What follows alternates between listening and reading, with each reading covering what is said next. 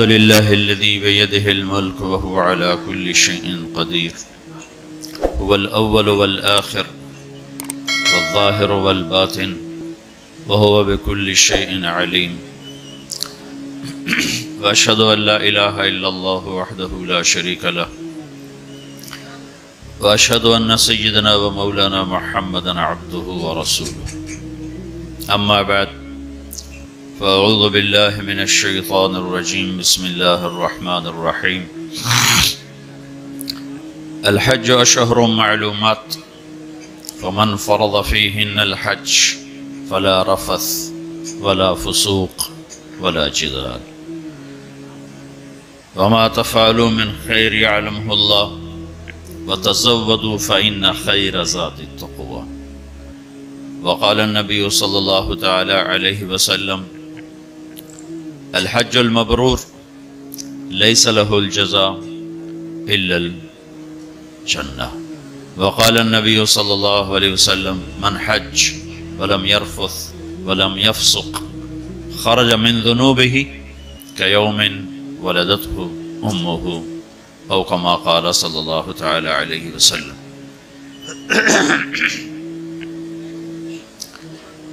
میرے بھائی اور بہنوں،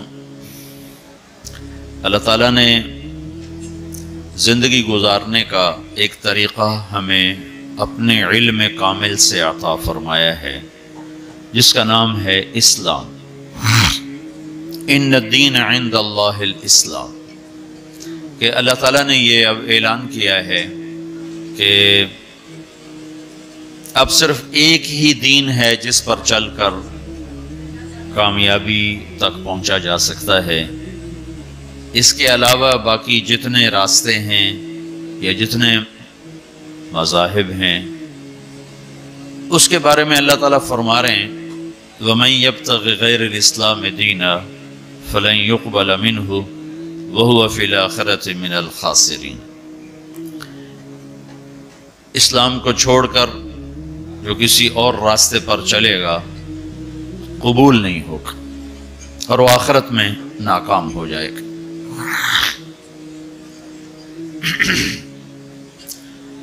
سارا اسلام دو چیزوں کا مجموعہ ہے، ایک عبادات اور ایک اخلاقیات۔ عبادات مجھے میرے اللہ سے جوڑتے ہیں، اخلاقیات مجھے اپنے معاشرے سے جوڑتے ہیں۔ عبادت میں کمی ہوگی تو اللہ سے کٹ جاؤں گا، اخلاق میں کمی ہوگی تو شاید اپنے بیوی بچوں سے ہی کٹ جاؤں۔ تو یہ دونوں لازمی پیپر ہیں۔ کچھ لوگ اس طرح سوچتے ہیں کہ جی خدمت خلق کرو، اللہ کو عبادت کی کیا ضرورت ہے، فرشتے ہی بہت۔ تو یہ بھی خطا پر ہیں۔ کچھ لوگ کہتے ہیں ہم حج کر کے اپنے سارے معاف کروا لیتے ہیں، واپس آ کے پھر اپنی چھری تیز کر لیتے ہیں۔ تو یہ بھی غلط۔ کچھ عبادت کی آڑ میں لوگوں کے حقوق ضائع کرتے ہیں، اور کچھ اخلاق کی آڑ لے کر اللہ کے حق کو ضائع کرتے ہیں۔ یہ دونوں سوچ غلط ہے۔ چونکہ میں تو خود دنیا میں آیا نہیں، تو زندگی گزارنے کا بھی مجھے طریقہ معلوم نہیں۔ جس نے مجھے پیدا کیا وہی جانتا ہے کہ میرے لیے کون سا راستہ سلامتی کا ہے۔ ہم گھروں میں روزانہ دیکھتے ہیں، او بھائی چائے دودھ والے، او میاں بھائی یہ آپ بیت تھوڑی دیر بیٹھ جاؤ بھائی، یہ بات ہونے دو، بعد میں شروع کرو۔ تمہاری تو کاروباری مجبوری، میری تو کوئی مجبوری نہیں ہے، لہذا میں تو جو بات سنانے آیا ہوں وہ اس میں خلل ہو رہا ہے، وہ آپ سن لیں، پھر کھاتے پیتے رہنا۔ تو جب ہم اس دنیا میں اپنے ارادے سے نہیں آئے، اور جانے کا ارادہ بھی کسی کا نہیں ہوتا، لیکن جاتے ہی ہیں، اس سے کوئی راستہ بھی بچنے کا نظر نہیں آتا۔ صرف ایک ہستی ہیں محمد مصطفیٰ صلی اللہ علیہ وسلم، جن سے اللہ نے پوچھا آپ آنا چاہتے ہیں یا رہنا چاہتے ہیں۔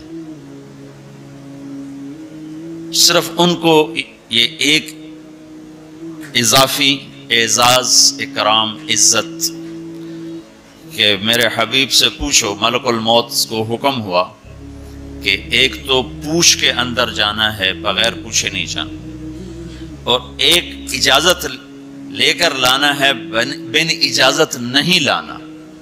تو ملک الموت نے حاضر ہو کر یہ عرض کی، پہلے جبریل اندر آئے، 12 ربیع الاول 11 ہجری 7 جون 633 عیسوی اور 10 سے 12 کے درمیان کا ٹائم اندازاً۔ تو جبریل نے کہا یا رسول اللہ، باہر ملک الموت حاضر ہے، اندر آنے کی اجازت چاہتا ہے۔ آپ نے کوئی رکاوٹ نہیں، آ جائے۔ تو اس نے آ کر آپ کو سلام کیا، السلام علیکہ یا رسول اللہ۔ پھر کہنے لگا آپ پہلی ہستی ہیں جن کو سلام کر رہا ہوں، آج تک کسی کو سلام نہیں کیا۔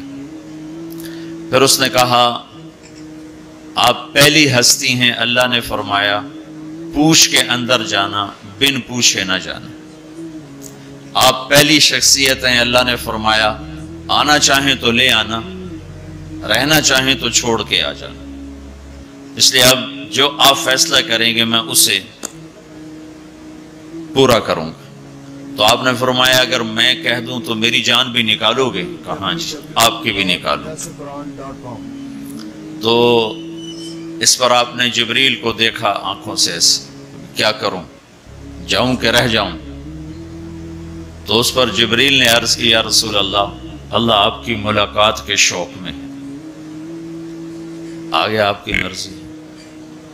تو اس پر آپ نے کہا کہ پہلے واپس جا کر اوپر جاؤ، اللہ سے پوچھ کے آؤ، میرے بعد میری امت کے ساتھ کیا کرے گا، میں پھر جواب دوں گا کہ میں جاؤں یا رہوں۔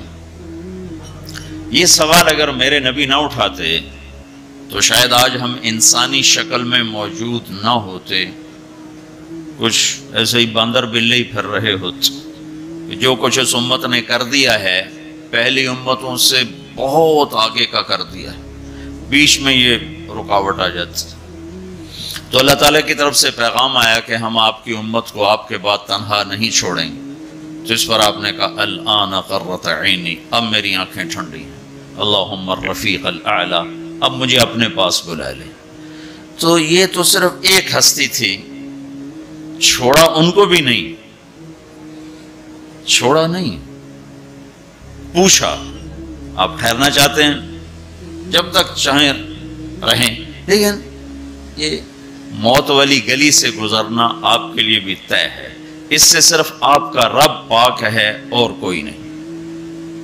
اب ہم جانا بھی نہیں چاہتے لیکن جا رہے ہیں، زندگی آہستہ آہستہ سرک رہی ہے اور قبر کی طرف ہر پل ہمیں دھکیل رہا ہے، دھکیل رہا ہے، دھکیل رہا ہے۔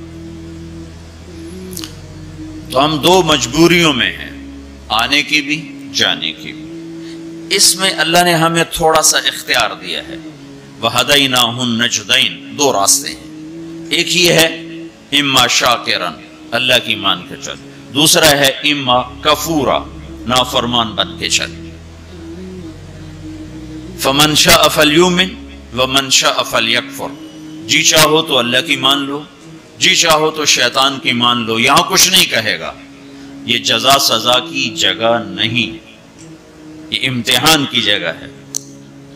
لہذا بازار میں جھوٹ بول کے بھی کمائی ہو رہی ہے، سچ بول کے بھی کمائی ہو رہی ہے، ڈاکہ ڈال کے بھی پیسہ بنا رہے ہیں، مزدوری کر کے بھی پیسہ بنا رہے ہیں، نمازیں چھوڑ کے بھی دن گزر رہا ہے، نمازیں پڑھ کے بھی دن گزر رہا ہے، سود کھا کے بھی دن گزر رہا ہے، اور چٹنی روٹی کھا کے بھی دن گزر رہا ہے۔ یہاں کچھ نہیں، یہ تو اللہ خالی دیکھ رہا ہے۔ پھر ایک دن آئے گا، وَلَا تَحْسَبَنَّ اللَّهَ غَافِلًا عَمَّا يَعْمَلُ الظَّالِمُونَ، میں غافل نہیں ظلم کرنے والوں سے، یہ نہیں کہ اللہ کو پتہ نہیں چلا اور حسین کا سر کٹ کے نیزے پہ چڑھ گیا، اللہ کو پتہ نہیں چلا، اور ابن زیاد کو فتح ہو گئی اور شمر کو فتح ہو گئی اور اہل بیت ذبح ہو گئے۔ اللہ تعالیٰ کسی اور کانفرنس میں مصروف تھے تو وہ پیچھے یہ قصہ ہو گیا۔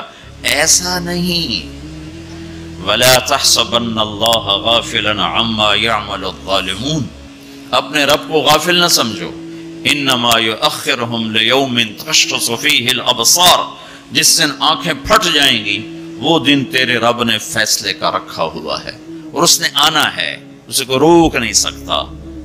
لَا تَأْتِيكُمْ إِلَّا بَغْتَةً، اچانک آئے گا اور ہم سب کھڑے ہوں گے۔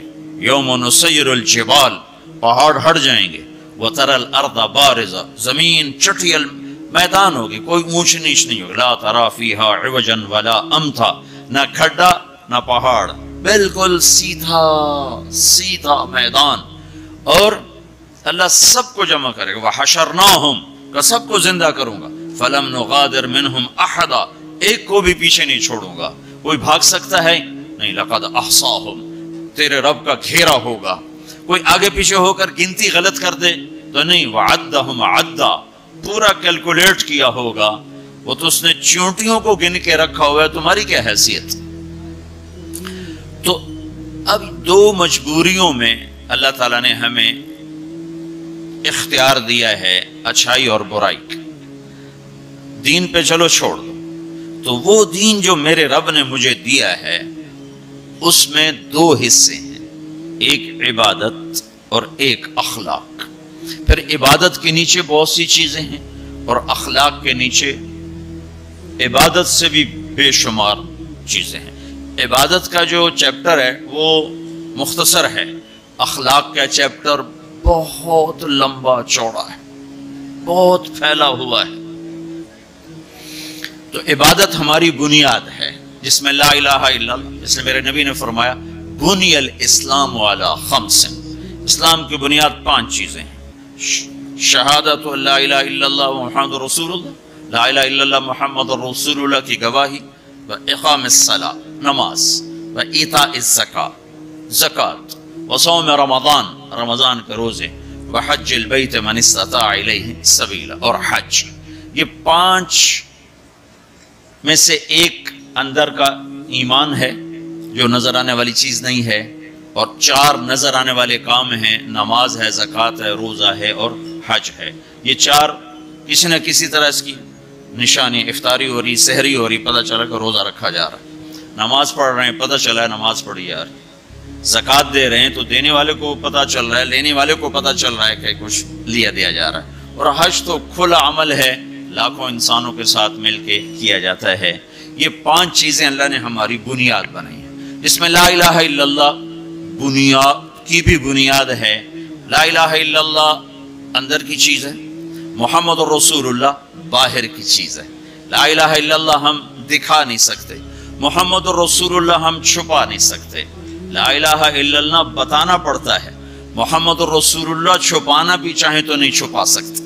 لا الہ الا اللہ کے لیے کوئی دلیل دینی پڑے گی، میں صرف ایک اللہ کو مانتا ہوں، کیا دلیل ہے؟ نماز پڑھتا ہوں، روزہ رکھتا ہوں، مخلوق سے آگے ہاتھ نہیں پھیلاتا ہوں، پتھر کو سجدہ نہیں کرتا ہوں، بہت سارے دلائل دینے پڑیں۔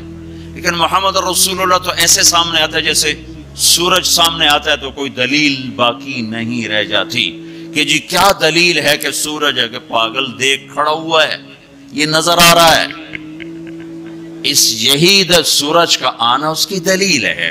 تو پہلی چیز ہے لا الہ الا اللہ محمد رسول اللہ، لا کے ذریعے سے ساری کائنات کی نفی، کہ سب سے کٹ کے ایک اللہ سے جڑ جا، مشرق لا، مغرب لا، شمال لا، جنوب لا، آسمانوں پہ لا، زمینوں پہ لا، پتھروں پہ لا، پہاڑوں پہ لا، نوری پہ لا، ناری پہ لا، آفتابی پہ لا، خاکی پہ لا۔ لا کو ایسے پھرایا ہے میرے اللہ نے کہ اپنے سوا ہر شے کو کاٹ کے رکھ دیا ہے، کہ یہ کچھ نہیں، سب اللہ ہے۔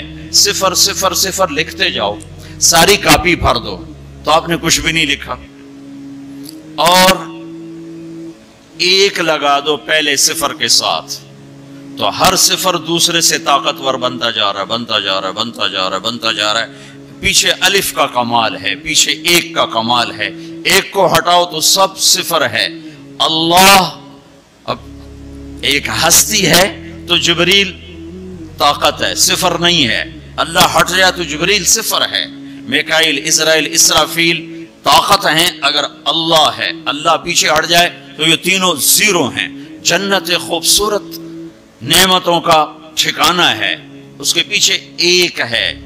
اللہ پیچھے ہٹ جائے تو جنت بھی زیرو ہے، اللہ پیچھے ہٹ جائے تو جہنم بھی زیرو ہے، اللہ پیچھے ہٹ جائے تو زمین آسمان کچھ نہیں ہے۔ لا کے ذریعے سے ہر چیز کو توڑ کر دل کا قبلہ اللہ بنا اور چہرے کا قبلہ بیت اللہ بنا، تو تب تیری نماز مکمل ہوگی، تب تیرا ایمان مکمل ہوگا۔ اس وقت دل کا قبلہ اللہ نہیں ہے، وہ پیسہ ہے، پیسہ ہے۔ دل کا قبلہ اللہ نہیں ہے، صرف کمائی ہے، صرف پیسہ ہے۔ تو اللہ تعالیٰ لا کے ذریعے سے کہتا ہے مجھے قبلہ بنا، دل مجھے دے۔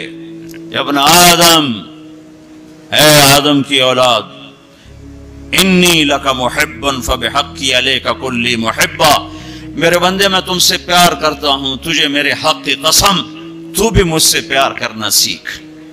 اس دل کو اللہ کے لیے خالص کر، سب سے کٹ کر، لا الہ لا الہ لا الہ، تلوار چلتی ہے، لا الہ لا الہ لا الہ، پھر اللہ کے ساتھ تمام ہوتا ہے، الا اللہ الا اللہ الا اللہ، صرف اللہ، نیچے بھی اللہ، اوپر بھی اللہ۔ وَهُوَ الَّذِي فِي السَّمَاءِ إِلَٰهٌ وَفِي الْأَرْضِ إِلَٰهٌ، ادھر دیکھو تو اللہ اور اوپر دیکھو تو اللہ۔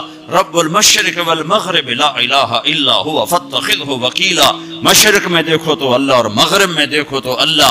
للہ المشرق والمغرب فأینما تولوا فثم وجہ اللہ، جدھر منہ پھیرو گے سامنے اللہ کے جلوے ہیں، جدھر منہ پھیرو گے سامنے اللہ کی قدرت ہے، جدھر دیکھو گے اللہ کے نظام اور شاہکار ہیں۔ جو لا کہا وہ لا ہوا، وہ لا بھی اس میں لا ہوا، جز لا ہوا، کل لا ہوا، پھر کیا ہوا؟ اللہ ہوا۔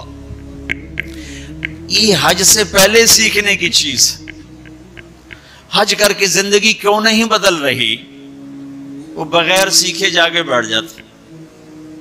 پہلی جماعت کے بچے کو ایم اے کا پرچہ پکڑا دو، لو جی حل کرو۔ حج پر جانے سے پہلے بہت سی تیاری ہے، جیسے اب یہ آپ کو ظاہری تیاری کے لیے جمع کر رہے ہیں، یہ لے جانا ہے، وہ لے جانا ہے، یہ لے جانا ہے، وہ لے جانا ہے، یہ نہیں لے جانا، وہ نہیں لے جانا۔ اسی طرح اللہ کے دربار میں جانے کے کچھ اور آداب ہیں۔ دربار شاہی میں جانا ہو تو اس کے آداب ہیں، وہ لا الہ الا اللہ سے شروع ہو رہے ہیں۔ لا الہ الا اللہ یہ اللہ کو دل میں اتارنے والا، محمد الرسول اللہ یہ اس وجود میں ڈھلنے کی محنت۔ میں کہا کرتا ہوں لا الہ الا اللہ پاسپورٹ ہے اور محمد الرسول اللہ ویزا ہے۔ لا الہ الا اللہ کے بغیر سفر نہیں ہو سکتا، محمد الرسول اللہ کے بغیر انٹری نہیں ہو سکتا۔ ابھی میں 10-12 ملکوں کا سفر کر کے آ رہا ہوں، ہر جگہ پاسپورٹ، یہ جی ویزا، یہ جی جاؤ جی، پاسپورٹ دکھاؤ حاضر، ویزا بھی دکھاؤ، یہ جی اچھا جی جاؤ جاؤ۔ تو لا الہ الا اللہ، اللہ نے آپ کو پاسپورٹ بنانے کی تکلیف نہیں دی، بنا کے دے دیا۔ ان سے پوچھو جو نئے مسلمان ہوتے ہیں۔ ایک دفعہ ہماری جماعت سوات میں تھی، تو ایک نوجوان اسٹریٹ لائٹ کے نیچے پڑ رہا تھا، تو ہمارے ایک ساتھی نے، پتہ تو لگتا نہیں شیو کیا ہوا ہے، مسلمان ہے، ہندو ہے، کون ہے، کیا پتہ چلتا، تو اس نے اس کو دعوت دینی شروع کر دی۔ تو سنتا رہا، پھر کہنے لگا، وہ ذرا ادھیڑ عمر تھے، کہا بابا جی آپ خوش قسمت ہیں، آپ مسلمان ہیں، مجھے پتہ ہے ہندو مذہب کوئی مذہب نہیں، پتھر کی پوجا ہے، لیکن اگر میں کلمہ پڑھتا ہوں تو مجھے 70 رشتے توڑنے پڑتے ہیں، اور آگے کوئی ایک مسلمان نہیں جو مجھے قبول کرے۔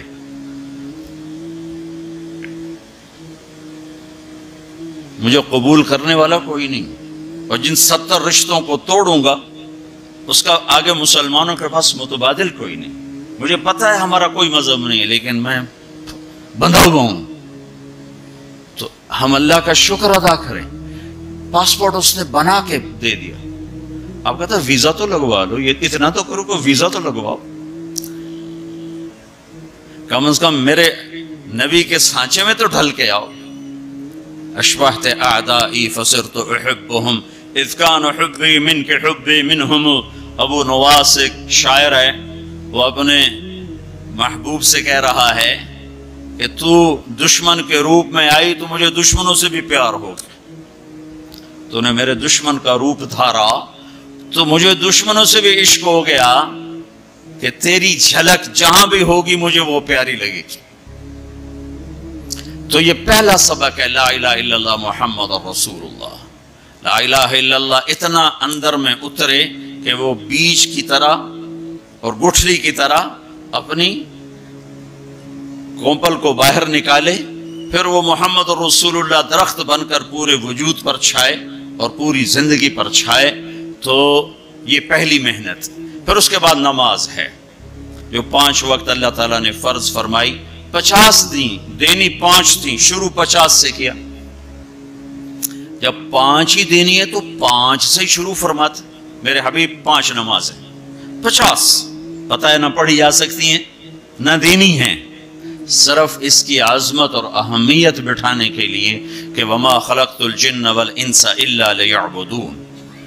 इस आयत को जहन में बिठाने के लिए कि नमाज तो दूंगा 5, लेकिन मुतालबा होगा 24 घंटे में वो जिंदगी गुजारो जो नमाज वाली है। जैसे नमाज में तुम इधर उधर नहीं देखते हो, तो तुम जब बाहर जाओ तो तुम्हारी आंख हराम न देखे, और नमाज में तुम हाथ ऐसे बांध के खड़े हो तो नमाज के बाहर तुम्हारे हाथ जुल्म के फैसले ना लिखें, जुल्म के फैसले ना लिखें। जब तराजू गलत चलता है तो ये जुल्म का हाथ इस्तेमाल हुआ है। जब तुम्हारी जबान सिर्फ चंद मखसूस बोल सकती है, इधर उधर का बोलेगी तो नमाज टूट जाएगी। ऐसे जब तो नमाज के बाहर हो तो ऐसा बोल ना बोलो जिससे लोगों के दिल टूट जाएं। ऐसा बोल जिससे नमाज टूटे, उससे आदमी बड़ी एहतियात करता है, बड़ी एहतियात करता है। लेकिन ऐसा बोल जिससे अगलों के दिल टूटते नहीं, जल के राख हो जाते हैं। वो सुबह से शाम तक ज़बान ज़बान ज़बान। नमाज, और नमाज अल्लाह ने 5 वक्त मांगी। फिर अपने हबीब पर तहज्जुद फर्ज की, क़ुमिल लैला इल्ला क़लीला। मेरे नबी बाकियों के लिए नफल, आपके लिए फर्ज। रात को मेरी आपकी बात होनी चाहिए। क्यों? कि इन्न लक फिन्नहारि सबहन तवीला। आप दिन में बहुत मसरूफ रहते हैं दावत तबलीग के काम में, लिहाजा रात का कुछ हिस्सा मुझे दे जिसमें मेरी और आपकी बात हो। जिसने भी अल्लाह को पाया है रात के आंसुओं से ही पाया है। जिसने भी अल्लाह को ढूंढा है रात के अंधेरों में ढूंढा। अजब बात है, दुनिया ढूंढनी हो तो रोशनी चाहिए, अल्लाह को ढूंढना हो तो रात का अंधेरा चाहिए। हाय आप 10% लोग नमाज पढ़ते हैं, 90% नहीं पढ़ते। हज पे जाके भी नहीं पढ़ते, आदत ही नहीं पड़ी हुई तो हज के जाके भी नहीं पढ़ते। नमाज। तीसरी चीज है ज़कात, जो अल्लाह ने मालदार पर फर्ज की है। अच्छा, एक बीच में जब हमारे नबी 50 नमाजें लेकर वापस चल पड़े, कोई बात ही नहीं की। अच्छा या अल्लाह, ठीक तो मैंने पढ़ा तो कहीं नहीं, लेकिन मुझे लगता है कि अल्लाह ताला ने मूसा अलैहिस्सलाम को आगे खड़ा किया होगा कि मेरा नबी तो 50 लेके चल पड़ा, इसे वापस भेजो। इसकी उम्मत ने तो 5 को नहीं पढ़नी, 50 के तू पढ़न, इसको मेरे पास वापस भेज। तो आगे मूसा अलैहिस्सलाम खड़े हुए छठे आसमान पर, या रसूल अल्लाह, अल्लाह से मुलाकात कैसी रही? को बहुत अच्छी रही। क्या हुआ? का 50 नमाजें मिली। कहा या रसूल अल्लाह, मैं आपकी मेहनत करता हूँ, ये कोई नहीं पढ़ेंगे, वापस जाकर थोड़ी करवाएं। फिर आप वापस गए सिदरतुल मुंतहा। तो अल्लाह ने कितनी काम की? 5। चलो अल्लाह ताला 45 कट्ठी उड़ा देता। अच्छा मेरे हबीब 5, फिर वापस। फिर हमारे नबी ने नहीं कहा या अल्लाह बहुत ज्यादा है, तस्लीम और रज़ा, तस्लीम और रज़ा। अल्लाहुम्मा इन्नी अस्अलुका रज़ा बअदल क़ज़ा। ये दुआ रोज मेरे नबी सुबह शाम मांगते थे, ऐ अल्लाह मुझे अपनी तकदीर पे राजी रहने की तौफीक अता फरमा।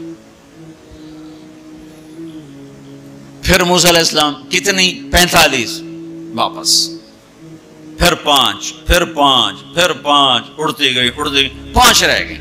फिर आगे मूसा अलैहिस्सलाम खड़े हुए, या रसूलुल्लाह कितनी? 5। कहा नहीं नहीं नहीं, वापस जाए। کوئی نہیں پڑھیں گے؟ کہا نہیں اب مجھے شرم آتی ہے، 5 ختم ہو رہی ہیں، اب گیا تو یہ 5 بھی چلی گئی تو میری امت تو ختم ہو گئی، میری امت تو محروم ہو گئی، اب میں نہیں جاتا۔ کہا ٹھیک ہے آپ کی مرضی، ویسے مجھے پتا ہے کہ یہ نہیں پڑھیں گے، چونکہ میری امت پہ 2 نمازیں فرض تھیں، انہوں نے وہ بھی نہ پڑھی، یہ کراچی والے 5 کہاں پڑھیں گے؟ موسیٰ علیہ السلام چونکہ تجربہ کر چکے تھے، ہمارے نبی نے فرمایا نہیں اب مجھے شرم آتی ہے، اب میں نہیں واپس جاؤں، جس نے پڑھنا ہوگا پڑھے گا، نہیں پڑھنا ہوگا نہیں پڑھے، ہر کوئی اپنے اپنے کیے کا اجر اللہ سے لے لے گا۔ صرف عظمت اور اہمیت بٹھانے کی، جب آپ اس 5 پر موسیٰ علیہ السلام کو انکار کر کے چل پڑے تو پیچھے سے اللہ کی آواز آئی، میرے حبیب پڑھنے کو 5 لیکن میرا بول وہی، لکھوں گا 50، ہر نماز 10 لکھی جائے گی، ہر نماز 10 لکھی جائے گی۔ پھر انہوں نے زکوٰۃ کو فرض کی، مالداروں پہ زکوٰۃ، خذ من اموالہم صدقۃ تطہرہم بہا وتزکیہم وصلی علیہم۔ زکوٰۃ اتنا بڑا عمل ہے کہ اللہ تعالیٰ ہمیں کہتا ہے کہ میرے نبی پہ درود پڑھو، فرشتوں سے کہتا ہے میرے نبی پہ درود پڑھو، اور خود بھی کہتا ہے کہ میں اپنے نبی پر درود بھیجتا ہوں۔ اللہ کی طرف اب درود کی نسبت وہ رحمت ہے، اور فرشتوں کی طرف ہماری طرف درود کی نسبت دعا ہے جو ہم کرتے ہیں، صلی علی محمد وعلی آل محمد۔ تو اللہ تعالیٰ نے ہمیں آپ کو، پوری دنیا کے اہل ایمان کو، فرشتوں کو حکم دیا کہ میرے نبی پر درود پڑھو، اور خود بھی پڑھتا ہے، ان اللہ وملائکتہ یصلون علی النبی۔ جو لوگ اللہ کے نام پہ خرچ کریں گے تو اللہ تعالیٰ کہہ رہا ہے وصلی علیہم، اے میرے حبیب ساری امت پر نہیں، جو تیری امت میں میرے نام پہ خرچ کریں گے ان پہ تو درود پڑھ۔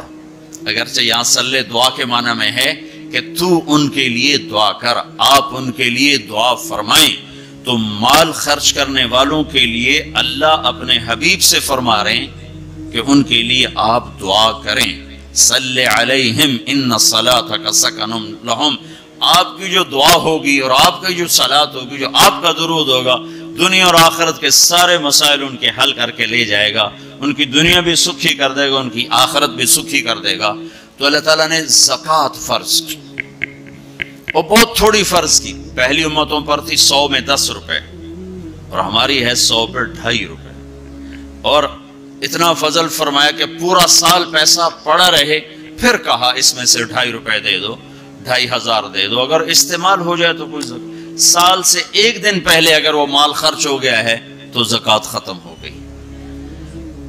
اور 82 دفعہ قرآن میں مال خرچ کرنے کا حکم آیا، 82 دفعہ، اور اللہ تعالیٰ نے ترغیب دی ہے کہ مالدار فقیروں پہ خرچ کریں۔ پھر اللہ تعالیٰ نے فقیروں کو ترغیب دیا کہ تم بھی جتنی وسعت ہو خرچ کیا کرو۔ میرے نبی نے ترغیب دی، سبق درہم 100,000 درہم، 1 روپیہ اللہ کے نام پہ خرچ کرنا 1 لاکھ روپیہ خرچ کرنے سے بڑھ گیا۔ تو صحابہ نے عرض کی وہ کیسے بڑھ گیا؟ تو آپ نے کہا ایک آدمی کے پاس 2 روپے، ایک آدمی کے پاس کروڑوں روپے، جس کے پاس 2 روپے تھے اس نے 1 روپیہ اللہ کے نام پہ دے دیا، اور جس کے پاس کروڑوں تھے اس نے 1 لاکھ دیا۔ جس نے 2 میں سے 1 دیا اس نے اپنے مال کا آدھا حصہ دیا، جس نے 1 لاکھ دیا اس نے اپنے مال کا کوئی 1000واں حصہ دیا۔ جب تولا جائے گا تو 1 روپے کا وزن 1 لاکھ سے بڑھ جائے گا۔ اور اس کا ایک واقعہ بھی، حضرت عمر ہمیشہ حضرت ابو بکر سے نہ کوشش کرتے تھے آگے نکل جاؤں، آگے نکل جاؤں، آگے نکل جاؤں، ساری زندگی موقع نہ بن سکا۔ تبوک کا موقع آیا تو اللہ کے نبی نے کہا مال خرچ کرو۔ عثمان رضی اللہ تعالیٰ عنہ 10,000 لشکر کا سارا سامان تیار کیا، ان کی سواریاں، ان کا راشن کے لیے تھیلوں کو بند کرنے کے لیے دھاگے تک اپنے گھر سے دیے، اور 300 دینار اوپر دیے۔ تو اللہ کے نبی کی جھولی میں وہ 300 دینار پڑے تھے یوں، اور آپ ان دیناروں کو اٹھا کے یوں فرما رہے تھے ما علی عثمان اللہ یعمل بعد، عثمان آج کے بعد کچھ بھی نہ کرے تو جنت واجب ہوگی۔ تو عمر کہنے لگے آج میں ابو بکر کو کاٹ سکتا ہوں، آج میں اس سے آگے نکل سکتا ہوں کہ وہ آج کل غریب ہے، میں مالدار ہوں۔ تو وہ تھوڑا لائے گا میں زیادہ لاؤں گا تو میں بڑھ جاؤں گا. لہٰذا انہوں نے اپنے مال کا آدھا حصہ آدھا گھر میں رکھا اور آدھا لے کر آئے. ابو بکر نے جھاڑو پھیر دیا، جو کچھ تھا وہ سارا سمیٹ کے لے آئے. جب دونوں پراپرٹی سامنے رکھی گئیں تو حضرت عمر کی بہت زیادہ نظر آ رہی، ابو بکر کی بہت تھوڑی نظر آ رہی. لہذا حضرت عمر بڑے اطمینان میں کھڑے کہ آج جیت خطاب کے بیٹے کی ہے. میں قربان جاؤں، اللہ رسول تو جانتے ہیں کہ کون کیا کر کے آیا ہے. تو میرے نبی نے سوال ہی بدل دیا، جو اس موقع کا سوال ہی نہیں. کوئی آدمی مسجد میں چندہ دینے جائے، مدرسے میں چندہ دینے جائے، کہا جی مول صاحب یہ 1 لاکھ روپیہ ہے مدرسے کے لیے، مسجد کے لیے. آگے مولوی صاحب کہیں پیچھے کتنے پڑے ہوئے ہیں تو کہے گا یہ بھی واپس کرو، میں تو تھوڑی نیت جو کوئی چکر لگتا ہے کہ تسی ٹھیکیدار ہو مگر علی شاید پیچھے کتنے پے. یہ موقع کا سوال ہے ہی نہیں. مولوی صاحب کو چاہیے جی جزاک اللہ یہ لیجیے رسید، بسم اللہ، پھر بھی موقع آئے تو دیتے رہیں. تو میرے نبی نے پوچھنا یہ تھا ابو بکر کتنا لائے ہو، عمر کتنا لائے ہو، اور یہی اس موقع کا سوال ہے. لیکن اللہ رسول جانتے ہیں کہ کس کے مال میں وزن زیادہ ہے. تو میرے نبی نے سوال بدل دیا، فرمایا عمر ما خلفت. واہ واہ، عمر پیچھے کیا چھوڑ کے آئے ہو. تو حضرت عمر تو وہیں دھڑم ہو گئے گا، وہ میں گیا. سوال سے ہی وہ پتا چلے گا، بات میری کلی اڑ گئی، گئی وکٹ. عمر ما خلفت یا ما ترکت لأہلک، یہ دونوں الفاظ ہیں. پیچھے گھر والوں کے لیے کیا چھوڑا. تو پہلے حضرت عمر بڑے جوش میں کھڑے تھے، پھر ایک دم ڈھیلے ہو گئے. کہنے بات جی آدھا چھوڑا ہے آدھا لایا. پھر آپ نے کہا ابا بکر ما خلفت یا ما ترکت لأہلک، ابو بکر تو پیچھے چھوڑ کے کیا آیا، بچوں کے لیے کیا چھوڑ کے آیا. تو انہوں نے کہا ترکت اللہ ورسول، میں تو اللہ اس کے رسول کو چھوڑ کے آیا ہوں، باقی سب کچھ لے آیا. تو اس پر عمر کہنے لگے ابو بکر میں نہیں تجھ سے آگے بڑھ سکتا، کوئی بھی تجھ سے آگے نہیں بڑھ سکتا. اور اگلی سنو،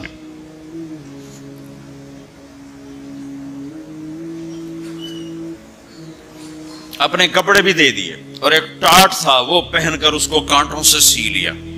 تو جبریل آئے، کہنے لگے یا رسول اللہ، اللہ تعالیٰ پوچھ رہے ہیں کہ ابو بکر نے یہ ٹاٹ کیوں پہنا ہوا ہے.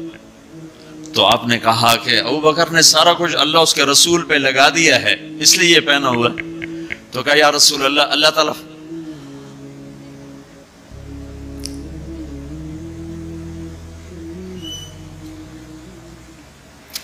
اللہ تعالیٰ فرما رہے ہیں ابو بکر سے پوچھو مجھ سے راضی تو ہے، مجھ سے راضی تو ہے، اس فقر میں مجھ سے راضی ہے. میں تو اتنا سفر کر کے آیا ہوں، حالانکہ ابھی 4 دن پہلے میں 12 ملکوں کا 10 ملکوں کا سفر کر کے ہوں، ساری ہڈیوں میں درد ہے. میں اس لیے آیا ہوں کہ چلو کوئی بخشش کا بہانہ مل جائے، کوئی بخشش کا بہانہ مل جائے، اللہ راضی ہو جائے. آپ سارے اس لیے حج پہ جا رہے ہو کہ اللہ راضی ہو جائے. جو سارے جہان سے کہتا ہے مجھے راضی کر، وہ کہہ رہا ہے ابو بکر سے پوچھو مجھ سے راضی تو ہے. تو آپ نے کہا ابو بکر تیرا رب تجھے سلام بھی کہہ رہا ہے اور پوچھ رہا ہے کہ راضی ہو. تو ابو بکر کی چیخیں نکلی، میں اپنے رب سے راضی، میں اپنے رب سے راضی، میں اپنے رب سے راضی. میرے بھائیو بہنوں، زندگی ایسے گزار کے مرو کہ اللہ کو ملے تو اللہ خوش ہو کے مل رہا، ایسے نہ مرو کہ اللہ کی بارگاہ میں پیش کیے جا رہے ہوں مجرم بن کر، قیدی بن کر. تو اللہ اس کے رسول نے مال لگانے پر زور دیا. اللہ چاہتا تو سب کو مال دے دیتا، کسی کو فقیر کسی کو مالدار. مالدار کا شکر کا امتحان لیا، فقیر کے صبر کا امتحان لیا. کہ اللہ فقیر کا صبر دیکھے گا، مالدار کا شکر دیکھے گا. اور جب مالدار لوگ زکوٰۃ نہیں دیتے تو پھر عزتیں نیلام ہوتی ہیں. جب سب کچھ اپنے اوپر لگانے کا ذوق بن جاتا ہے اور اپنے ہی بڑے بڑے زیور، کپڑے، گھر، گاڑیاں. یہ بھی لاہور کا واقعہ ہے. بیگم صاحب ڈرائیور کے ساتھ گئی ہیں اور واپسی پہ کہہ رہی ہیں اسلم ڈرائیور آج میری بڑی اچھی قسمت، وہ ساڑی میں نے لی تو میں سمجھ رہی تھی 1 لاکھ کی ہے، وہ تو مجھے 75,000 میں مل گئی، بڑی سستی مل گئی. خوش ہو کے ڈرائیور کو بتا رہی. تیسرے دن ڈرائیور کے بیٹے کا بازو ٹوٹ گیا. وہ آ کر کہتا ہے صاحب جی میری تنخواہ میں تو اس کا علاج ہو نہیں سکتا، تو مہربانی کر کے کچھ میری مدد کر دیں، اس کا علاج ہو جائے. تو صاحب کہتے ہیں اسلم تمہیں پتہ تو آج کل کاروبار بڑا مندہ ہے، تو میرے پاس تو گنجائش نہیں، میرا ایک ڈاکٹر دوست ہے، میں اسے فون کر دیتا ہوں، وہ تمہاری مدد کر دے گا. جب اس طرح ہوتا ہے تو پھر ڈاکے، چوریاں، قتل و غارت شروع ہوتے ہیں. جب اس طرح ہوتا ہے تو مالداروں میں تکبر پیدا ہوتا ہے اور غریبوں میں ظلم پیدا ہوتا ہے. تو زکوٰۃ ایک بہت بڑا عمل ہے.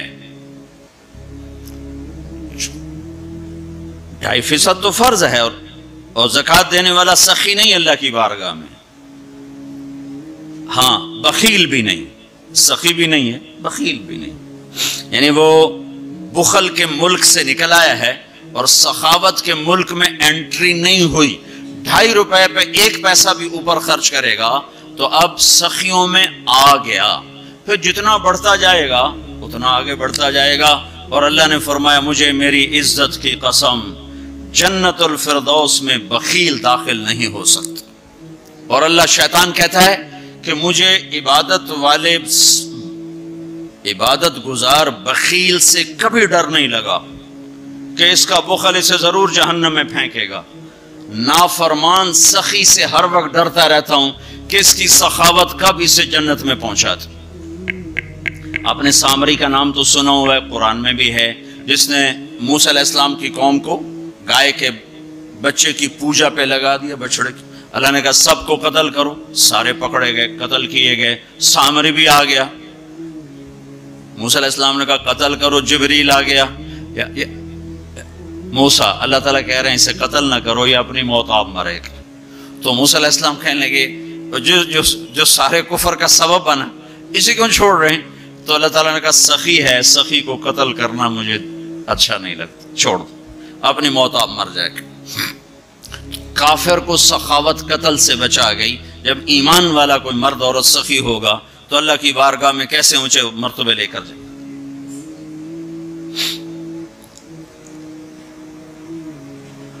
تو اپنے اوپر خرچ کرو وسعت کے مطابق. اللہ نے روکا نہیں ہے، منع نہیں کیا ہے، منع نہیں کیا ہے، لیکن غریب کو بھی یاد کرو. زکوٰۃ کو فرض قرار دیا اور آپ نے فرمایا جس نے مزدور سے کام لیا اور اس کو مزدوری نہ دی، یہ تمہارے کراچی میں ہر وقت ہو رہا ہے، ہر جگہ ہو رہا ہے. جتنا بڑا کوئی طاقتور ہے اتنا وہ اپنے نوکروں پر ظالم بھی ہے، جابر بھی ہے اور ان کے حقوق بھی مارتا ہے، چونکہ فریاد ہی نہیں کر سکتا. میرا پنجاب کا زمیندارہ ماحول سارا ایسا ہی. تو آپ نے فرمایا جس نے مزدور سے کام لیا اور اسے موقع پہ تنخواہ نہ دی اور اس کے پیسے مار لیے تو اس مزدور کا قیامت کے دن میں وکیل بنوں گا، میں اس کا کیس لڑوں گا. اور جس کا کیس میرے نبی نے لے لیا پھر اگلا کوئی بچ کے جا سکتا ہے کہیں؟ ہم مزدور کا پسینہ خشک ہونے سے پہلے اس کے ہاتھ میں پیسے پکڑا دو. پھر مزدور سے فرمایا، یہ دونوں طرف کا خوبصورت، کیا دین خوبصورت ہے کہ جو اپنے نوکر کی، جو اپنے مالک کی نوکری بھی پوری دیانتداری سے کرے اور اللہ کی بندگی بھی دیانتداری سے کرے تو اسے ہر کام پہ دگنا اجر ملے گا. دگنا یعنی میں ایک نماز پڑھتا ہوں میری 10 ہیں، اس کی 20 ہوں. میں ایک روزہ رکھتا ہوں میرا 1 ہے، اس کے 2 ہوں گے. میں ایک قرآن ختم کرتا ہوں میرا 1 ہے، اس کے 2 ہوں گے. کہ ایک طرف اپنے مالک کے ساتھ دیانتداری سے نوکری کر رہا ہے اور ایک طرف اپنے اللہ کے ساتھ دیانتداری سے بندگی کر رہا ہے، دگنا اجر ہو جائے گا. تو مال خرچ کرنا یہ تیسری بنیاد. چوتھی بنیاد ہے روزہ. لا الہ الا اللہ، یہ کلمہ तारुफ है, कलमा मारिफत है। नमाज उस तारुफ को मोहब्बत में बदलने का जरिया है। ज़कात, ला इलाहा इल्लल्लाह, ये तारुफ है। नमाज ये ताल्लुक पैदा करती है, ज़कात ये मोहब्बत पैदा करती है, और रोज़ा ये इश्क पैदा करता है। ये यूं तरतीब चल रही है। ऐसे एकदम हज पे हम चढ़ जाते हैं, ये पिछली सीढ़ियां तय नहीं करते, जैसे जाते हैं वैसे ही वापस आ जाते हैं। तो ला इलाहा इल्लल्लाह मुहम्मद रसूलुल्लाह ये तारुफ का कलिमा है, तारुफ हो रहा है, पहचान हो रही। जैसे मेरा बाप का एक तारुफ हो रहा है, चेहरों से हम पहचान रहे हैं एक दूसरे को, किसी को हम नाम से पहचानेंगे, फिर मिलते रहेंगे तो ताल्लुक बन जाएगा, एक दूसरे पर खर्च करेंगे तो वो मोहब्बत बन जाएगी। तो ला इलाहा इल्लल्लाह मुहम्मद रसूलुल्लाह ये कलमा मारिफत है, पहचान। नमाज इस मारिफत को ताल्लुक में बदलती है, और फिर ज़कात इस ताल्लुक को मोहब्बत में बदलती है। फिर मोहब्बत को आगे परवान चढ़ा के इश्क तक पहुंचाना है, तो उसके लिए भूखा प्यासा रहना उसका लाजमी अमर है। तो उसके लिए रोजा रखा गया कि रोजे रख, अल्लाह के लिए भूखा भी रहे और प्यासा भी रहे। अब ये भूख और प्यास मिलकर उसके अंदर एक इश्क की आग लगाती है। फिर ये इश्क मजबूर करता है कि महबूब को देखूं तो सही, उसका दीदार तो करूं, और नहीं तो उसके घर का दीदार करूं, कहीं तो नजर आए, कहीं तो कोई आसार देखूं। तो फिर उसके लिए बुलाया गया कि अब आओ वालेहाना आशिकाना मजनूनाना। चूंकि जो आशिक होता है वो ज़ेब व ज़ीनत से बेनियाज होता है, वो तो दीवानों की तरह आता है। लिहाजा कहा भाई दीवानों की शक्ल बनाओ, टोपी उतार दो, खुशबू फेंक दो, कंघी फेंक दो, कफन पहन लो, जूता भी ऐसा हो कि सिर्फ तुम्हें गर्मी से बचाए, सर्दी से बचाए, और आओ मेरे घर की तरफ। कराची में कहा तदर्रुअन व खुफिया, मुझे याद करना हो तो आहिस्ता आहिस्ता, शोर न मचाया करो। और जब बैतुल्लाह में बुलाया तो कहा अज्जब सच, शोर मचाते हुए आओ। कि दीवाने शोर मचाते हुए पहचाने जाते कि दीवाना है, बड़ा संजीदा तो था, बड़ा अक्लमंद है। नहीं, वहां आशिक बन के जाना है। आशिक हूं में इश्क कमा में, ये मेरी जुबान की शायरी है, तुम्हें मजा आए ना आए मुझे मजा लेने दो। आशिक हूं में इश्क कमा में, दिल रखें वांग पहाड़ा हो, सह सह बदियां हजार गुलामें, कर जाने बाग बहारा हो। मंसूर जय चुक सूली दिते, जड़े वाकिफ कुल इसरारा हो। सजदे सिर चाई न बाहू, थोड़े काफिर कहन हजारा हो। आशिक सोई हकीकी जेड़ा, कतल माशूक दे मन्ने, सिर नो जोड़े ते मुख ना मोड़े, भावें 100 तलवारां खन्ने। सच्चा इश्क हुसैन अली दबाहू, सिर दिते ते रोज न भन्ने। ये हज है, ये हज है।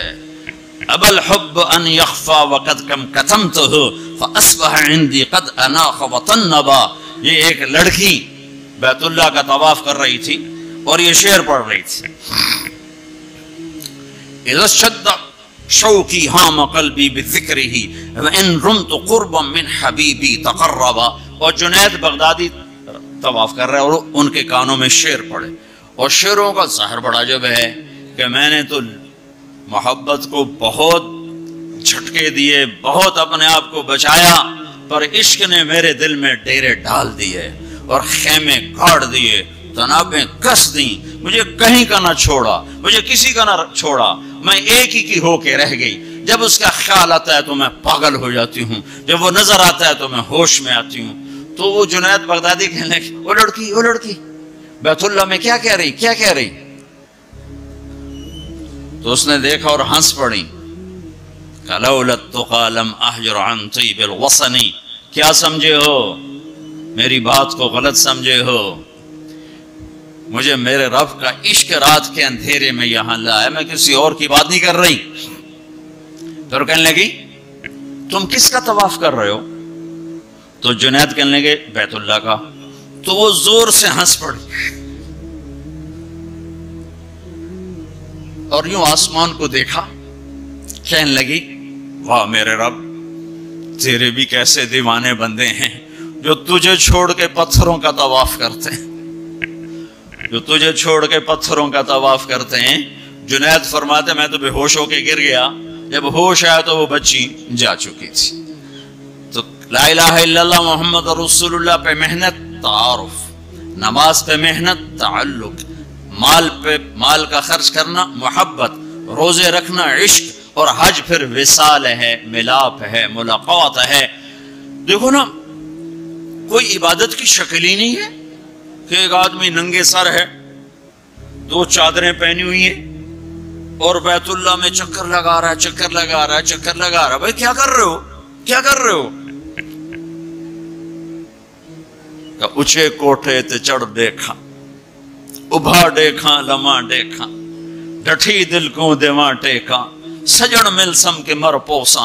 ये तवाफ है कि मैं तो कभी दाएं देखती हूँ, कभी बाएं देखती, कभी आगे कभी पीछे, कहीं मेरा महबूब नजर आए, ना नजर आए तो मैं मर जाऊंगी, जान की बाजी हार बैठूंगी। मैं महबूब की तलाश तेरे कूचे इस बहाने, मुझे दिन से रात करना, कभी इससे बात करना, कभी उससे बात करना। हज इश्क है, वो हमें हासिल नहीं होता है, लिहाजा थोड़ी सी तकलीफ आती। उस्मान जी पैसे इतने लाए नहीं थे की ताजे साढ़े ना, क्योंकि वो तो खाने पीने का प्रोग्राम है, खाबा प्रोग्राम है, क्या बूफे, बूफे मुझे याद नहीं आ रहा था, बूफे ठंडा मिला है, उसके तो तसव्वुर में ही नहीं है कि मैं किसे ढूंढने आया हूं।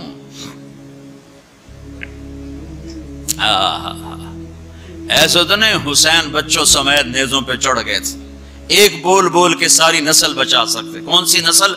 अहलुल बैत। कौन सी नस्ल? आलुर रसूल। कौन सी नस्ल? कायनात की पाकीज़ा तरीन नस्ल। एक बोल पे वो अपनी बचा सकते और जन्नत का भी कोई नुकसान न था। नहीं नहीं नहीं नहीं, अल्लाह पे सौदा नहीं हो सकता, काट दो। तुम्हारा ताजर झूठ बोलने को तैयार, झूठ छोड़ने को तैयार नहीं, सूद छोड़ने को तैयार नहीं। कितने बड़े ताजरों ने मेरे साथ मत्था मारा कि सूद के बगैर तिजारत चला के दिखाओ, सूद के बगैर तिजारत कैसे चलेगी? कि अल्लाह मतलब ही अल्लाह को मकसूद नहीं बनाया, अल्लाह को ढूंढना पाना और अल्लाह की तलब जिंदगी का मकसद नहीं बनाया। यही धोखे के घर और मच्छर के पर और मकड़ी के जाले की दौड़ है। इसी को इज्जत समझा, इसी को बड़ाई समझा, इसी को बुलंदी समझा, इसी को मेराज समझा। आज आंख बंद होगी तो पता चलेगा कि मैं तो किसी बहुत बड़े धोखे का शिकार होके आया हूं। इसलिए क़यामत के दिन को यौम तगाबुन भी कहते हैं। तगाबुन के नाम पर सूरत उतरी है कि उस दिन लोगों को पता चलेगा, हाय हाय धोखे में रह गए। ज़ालिका यौम तगाबुन, ये है जिस दिन धोखा खुलेगा कि हम तो धोखे में रह गए। तो भाइयों बहनों, हज का असल मौजू समझो, अल्लाह को पाना और अल्लाह के लिए जीना और अल्लाह के लिए मरना और अल्लाह पे मिट जाना, ये हज का मगज है, ये हज की रूह है। बाकी उसके अमाल हैं, कुछ सफर की जरूरतें हैं, कुछ वहां रहने की जरूरतें हैं, कुछ हज के जो शरई अमाल हैं, कुछ उनकी जरूरतें हैं। है लेकिन जो हज की रूह है वो है अल्लाह को ढूंढना, किबला बदलना, किबला ये दिल अल्लाह को देना। एक साहबे ने पूछा, क्या रसूलुल्लाह मल इस्लाम, या रसूलुल्लाह इस्लाम क्या है? आपने कहा अन तुसल्लिम क़ल्बका लिल्लाह, दिल अल्लाह को दे दे, ये इस्लाम है। दिल अल्लाह को दे दे, ये इस्लाम है। तो भाइयों बहनों, तय करके जाओ कि जिंदगी को बदल के वापस आना। इतने साल अपनी मर्जी के गुजार लिए, तो अब अल्लाह से मिल के आ रहे हैं, तो अब बाकी जिंदगी उसकी मर्जी पे गुजार देंगे। इतना जमाना अपनी मर्जी पे गुजारा है, तो अब बाकी जो वक्त हज के बाद गुजरेगा वो अल्लाह की मर्जी पे गुजारेंगे कि जो अल्लाह कहेगा वो करेंगे, जिससे रोकेगा उससे रुकेंगे, जो वो फरमाएगा उस पर लब्बैक कहेंगे, जिससे हटाएगा उससे पीछे हटते चले जाएंगे। तो हमें इसकी रूह हासिल हो गई। ये इबादत है और इबादत में ये सबसे आली शान अल्लाह ने इबादत बनाई है, अल हज। और एक और मैंने गौर किया, अल्लाह ताला ने नमाज फर्ज की तो फरमाया कि इन्नस्सलात अलल मोमिनीन किताबम मौकूता, نماز ایمان والوں پر فرض ہے، اس میں اللہ کا نام کوئی نہیں ہے۔ کتب علیکم الصیام کما کتب علی الذین من قبلکم، تم پہ روزے فرض ہیں، اللہ کا نام اس میں کوئی نہیں ہے۔ من شہد منکم الشہر فلیصم، رمضان کا چاند دیکھو تو روزہ رکھو، اس میں اللہ کا نام کوئی نہیں ہے۔ لیکن جب اللہ نے حج کو فرض کیا تو اب میں وہ آیات دوبارہ پڑھ، ان الصلاۃ کانت علی المؤمنین کتابا موقوتا، نماز فرض۔ کتب علیکم الصیام کما کتب علی الذین من قبلکم، روزہ فرض۔ اقیموا الصلاۃ وآتوا الزکاۃ وانفقوا، زکوٰۃ فرض۔ اور جب اللہ تعالیٰ حج فرض فرمانے لگے تو اس کو یوں پیش کرتے، کتب علیکم الحج، تم پہ حج فرض ہو گیا، یہ نہیں۔ وَلِلَّهِ عَلَى النَّاسِ حِجُّ الْبَيْتِ مَنِ اسْتَطَاعَ إِلَيْهِ سَبِيلًا وَمَنْ كَفَرَ فَإِنَّ اللَّهَ غَنِيٌّ عَنِ الْعَالَمِينَ۔ جس طرح اللہ نے حج کو پیش کیا ہے، کسی عمل کو ایسے پیش نہیں کیا۔ جس طرح اللہ پاک نے حج کو فرض بنا کے پیش کیا ہے، کسی فرض کو ایسے پیش نہیں کیا کہ نام ہی اپنا ہے، وَلِلَّهِ وَلِلَّهِ وَلِلَّهِ۔ اور یہ جو لام ہے، پہلے لام پھر اللہ تو بن گیا للہ، تو لام کے یہاں دو مطلب ہیں۔ للہ، بھائی حج کیوں کر رہے ہو؟ اللہ کے لیے کر رہا ہوں، اور کوئی حاجی تو نہیں کروانا، اللہ کے لیے کر رہا ہوں۔ وَلِلَّهِ، بھائی کدھر جا رہے ہو؟ احرام باندھا ہوا ہے، پتہ ہے حج پہ جا رہے ہیں، وہ بھی کہے گا حج پہ جا رہا ہوں، یہ کہے گا عمرے پہ جا رہا ہوں، لیکن اللہ نے تاثر کیا دیا ہے لام کے ذریعے سے، وَلِلَّهِ۔ کہاں جا رہے ہو؟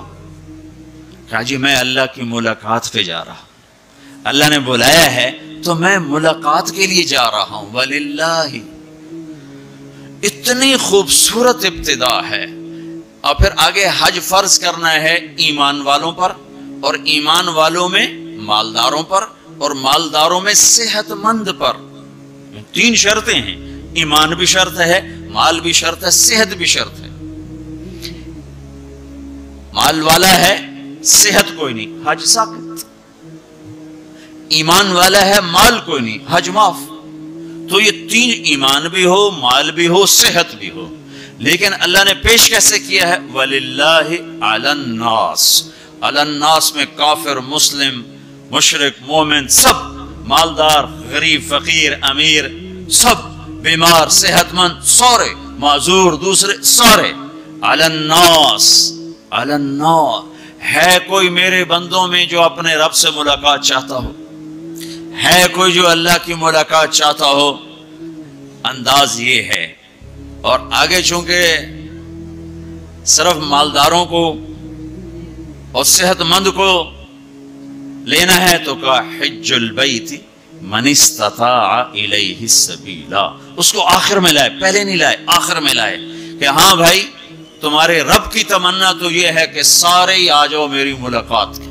ایک واحد بادشاہ ہے جو فقیروں کا ہجوم دیکھ کے خوش ہوتا ہے، جو سوالیوں کا ہجوم دیکھ کے خوش ہوتا ہے، باقی جتنے ہیں وہ سوالیوں کو دیکھ کے ڈانٹتے بھی ہیں، بھاگتے بھی ہیں، دروازے بھی بند کرتے ہیں۔ ایک اللہ ہے، عجب صفت ہے، مانگو تو خوش ہوتا ہے، نہ مانگو تو ناراض ہو جاتا ہے۔ مانگتی کیوں نہیں؟ سب سے آخری جنتی کو اللہ تعالیٰ بڑے مزے سے نکالے گا جنت، اسے ایک اعلیٰ درجہ دینا ہے جو اس کا سٹیٹس ہے، سب سے آخری جنت، تو اس کو اللہ تعالیٰ جہنم پر لائے گا، پیچھے کمر جلے گی، آگے جسم محفوظ۔ تو اس کے دل میں اللہ سوال پیدا کرے گا کہ یا اللہ کہ مجھے جہنم سے تھوڑا باہر نکال دے، تیری بڑی مہربانی۔ تو اللہ کہے گا اور کچھ پھر مانگو گے؟ کہنے بالکل نہیں مانگتا ہوں۔ تو اللہ اس کو جہنم سے باہر نکال دے، تو آگے تھوڑی سی جنت دکھا دے گا۔ اب آدمی کی حرص و حوث تو ختم ہو نہیں سکتی، تھوڑی دیر بعد کہے گا یا اللہ وہ چھوٹی سی جنت مجھے دے دے، تیری بڑی مہربانی۔ تو اللہ کہے گا پھر اور تو نہیں مانگے گا؟ کہنے بالکل، تیری عزت کی قسم نہیں مانگتا ہوں۔ تو اللہ وہاں پہنچا دے گا۔ تھوڑی دیر کے بعد ایک اور اس کو درجہ دکھا دے گا. جب ادھر دیکھے گا پہلے آدمی پیدل اور کہتے اللہ سائیکل ہی دے دے. جب سائیکل آ جاتا ہے پھر کہتا ہے اللہ موٹر سائیکل دے دے. جب موٹر سائیکل آ جاتا ہے پھر کہتا ہے اللہ گڈی دے دے چاہے سزوکی کیوں نہ ہوئے. جب سزوکی آ جاتی پھر اللہ ٹویوٹا ہی دے دے. تو آدمی کا ہرس آگے آگے جاتا ہے. تو تھوڑی دیر تک تو دیکھتا رہے گا پھر چپ, پھر کہے گا جی اللہ یہ مجھے درجہ دے دے تیری بڑی مہربانی. تو اللہ فرمائیں گے پھر آگے تو نہیں مانگو گے؟ نہیں تیری عزت کی قسم آگے نہیں مانگتے. تو اللہ وہاں پہنچا دے گا. پھر اس کا اصلی مقام اس کو ظاہر کرے گا جہاں اس نے جانا ہے. وہ آخری جنتی, میرے نبی نے فرمایا میں آنکھوں سے دیکھ رہا ہوں جہنم سے نکل رہا ہے اور جنت میں جا رہا ہے. اس کا نام ہوگا جوہینہ. میرے نبی نے بتایا اس کا قبیلہ ہوگا جوہینہ, عرب قبیلہ ہے, عرب.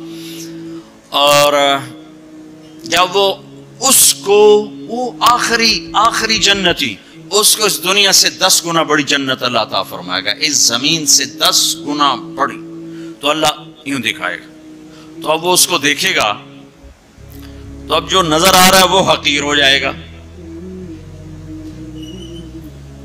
تو پھر اس کو سوچ آئے گی جو ہن منگے آتا کہ دیں ریورس گیئر نہ لگ جائے, دوبارہ پیچھے دوزخ کی واپسی نہ ہو جائے. تو لہذا چپ, اندر میں ابال اٹھ رہے ہیں کہ مانگوں, اور ڈر لگ رہا ہے کہ اتنی دفعہ قسمیں کھائیں توڑ دیں, قسمیں کھائیں توڑ دیں. تو کہیں اللہ تعالیٰ آگے چل بہنوں واپس کر دو. تو لہذا چپ کر کے بیٹھو. اللہ تو اندر کا بھیج جانتا ہے. ہائے ہائے. تھوڑی دیر کے بعد اللہ کہے گا مانگتے کیوں نہیں ہو, مانگتے کیوں نہیں؟ کہے گا یا اللہ سألتک حتی استحییت وحلفت فیک حتی استحییت. یا اللہ میں نے اتنا مانگا کہ اب مانگتے شرم آتی ہے, اور اتنی دفعہ قسمیں توڑی ہیں کہ اب قسم توڑتے ہوئے شرم آتی ہے. تو اللہ تعالیٰ فرمائیں گے واہ واہ تو نے مجھے لگتا ہے سمجھائی نہیں. اچھا اگر میں تمہیں دنیا سے 10 گنا بڑی جنت دے دوں تو راضی ہے؟ تو کہے گا یا اللہ رب ہو کے مذاق تو نہ کر میرے ساتھ. تو اللہ تعالیٰ فرمائے کہ مذاق نہیں کر رہا ہوں, چل تیرے لیے دروازے کھل گئے ہیں. تو اللہ واحد شہنشاہ ہے, مانگو تو خوش ہوتا, نہ مانگو تو ناراض ہوتا, اور جتنا مانگو اتنا خوش ہوتا. بعض لوگ اشکال کرتے ہیں کہ اتنے نیک آدمی ہیں, یہ دعائیں مانگ مانگ کے تھک گئے, ان کی قبول ہی نہیں ہو رہی, اور یہ فلاں آدمی ایسا ہے کہ وہ ایک کام سیدھا نہیں دعا کرتا ہے قبول ہو جاتی. تو میرے نبی نے فرمایا کہ ایک اللہ کے تعلق والا بندہ یا بندی اپنی ضرورت میں اٹکا ہوا ہے اور اللہ سے مانگ رہا ہے اور رو رہا ہے, اوپر سے دروازہ نہیں کھل رہا ہے, کہتا پتہ نہیں کیا ناراضگی ہو گئی ہے. حتیٰ کہ فرشتے سفارش کرتے ہیں کہ یا اللہ یہ اتنے دیر سے بیچاری رو رہی ہے, یہ اتنے دیر سے رو رہا ہے, یا اللہ اس کا کام کر دے. تو اللہ تعالیٰ فرماتے احب ان اسمع حنینہ, مجھے اس کا رونا بڑا پیارا لگ رہا ہے, میں چاہتا ہوں کچھ اور رو لے. دے دیا تو پھر کہیں رونا, لہذا میں چاہتا ہوں تھوڑا یہ رو لے, اس لیے لیٹ ہو رہا ہے, اس لیے لیٹ نہیں ہو رہا کہ میں ناراض ہوں. تو اللہ تعالیٰ کے مختلف اپنے بندوں کے ساتھ معاملات ہیں. تو حج میرے بھائیو بہنوں, وَلِلَّهِ عَلَى النَّاسِ حِجُّ الْبَيْتِ مَنِ اسْتَطَاعَ إِلَيْهِ سَبِيلًا. آؤ بھائی آؤ, اپنے رب کی ملاقات کے لیے آؤ, سارے آؤ, ایمان لے کر آؤ, کافر کلمہ پڑھ لو اور کلمے والے تیاری کر لو. پھر آگے نرمی کر دی, اچھا بھائی جو آ سکتا ہے وہ تو ضرور آئے. اس پیشکش میں اتنی محبت تھی کہ سننے والے کو یہ شک پڑ سکتا تھا کہ لگتا ہے اللہ کو ہمارے حج کی ضرورت پڑ گئی ہے. تو پھر ومن کفر, نہیں آؤ گے نا, یہاں کفر سے مراد کافر ہونا نہیں, ومن کفر جو حج پہ نہیں آتا, فإن اللہ لغنی عن العالمین, تو مجھے صرف تمہاری نہیں, مجھے تو کل کائنات کی پرواہ کوئی نہیں, تم نہیں آؤ گے تو کیا ہو جائے گا. تو آخر میں اپنی ذات کو صاف کیا ہے اور شروع میں اپنی محبت کا اظہار کیا ہے. تو بھائی بہنوں یہ نیت کر کے جاؤ کہ واپس والی زندگی وہ نہیں ہوگی جو پہلے تھی, وہ نہیں ہوگی جو پہلے تھی. تو اللہ کی ملاقات اس طرح ہو کہ ماضی اور حال اور ہو جائیں اور مستقبل اور ہو جائے, تو گویا ہم اللہ کی بارگاہ میں اپنی مہر لگوا کے آ گئے. یہ اسلام کا عبادت کا پہلو ہے. یہ عبادت کا پہلو اس وقت مکمل ہوگا جب اس کے ساتھ اخلاق کا پہلو جڑے گا، وہ ہے لوگوں کے حقوق ادا کرنا۔ سب سے انشاءاللہ میں اللہ کے نبی کا خطبہ پڑھ کے سناؤں گا عرفات میں۔ 3 دن آپ نے تقریر فرمائی، تینوں دن ایک ہی جگہ سے بیان شروع کیا، لوگوں تمہاری عزتیں، تمہارے جان، تمہارے مال ایک دوسرے کے لیے حرام ہو گئے، کسی کی عزت پہ، کسی کے مال پہ، کسی کی جان پہ ہاتھ نہ ڈالنا۔ اور آخری جملہ ہے لا ترجعوا بعدی کفارا یضرب بعضکم رقاب بعض، دیکھو میرے بعد کافر نہ ہو جانا کہ ایک دوسرے کے گلے کاٹتے پھر رہے ہو، ایک دوسرے کے گلے کاٹتے پھرنا گویا میرے نبی کی نظر میں کافر ہو جانا ہے۔ یہ آخری جملہ تھا۔ اور پھر ایک اور آخر لا تسودوا وجہی یوم القیامہ، دیکھو مجھے قیامت کا دن تمہاری وجہ سے شرمندہ نہ ہونا پڑے، مجھے شرمندہ ہونے سے بچانا۔ یہ آپ کے خطبات کے آخری الفاظ ہیں۔ تو ایک تو اس کی تفصیل حج کیسے کرنا، وہ کتابیں موجود ہیں، سارے کو چھوٹے چھوٹے پمفلٹ موجود ہیں، آپ آسانی سے اس کو فالو کر سکتے ہیں۔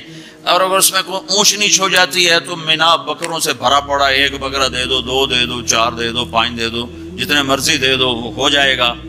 تو جب تم اتنے پیسے خرچ کر کے جا رہے ہو تو میرے نبی سے پوچھا گیا یا رسول اللہ سب سے بہترین حج کیا ہے؟ الحج والسج، سب سے بہترین حج ہے لبیک کہنا زور زور سے اور قربانی کرنا اپنی وسعت کے حساب سے، خون بہانا، قربانی کرنا۔ ہمارے نبی اگر اپنی طرف سے قربانی کرتے تو 1 بکرا ذبح کر دیتے، 1 دمبا ذبح کر دیتے، 1 مینڈا چھترا۔ ساری زندگی ہمارے نبی عید قربان پر 2 قربانیاں کرتے تھے، 2 چھترے،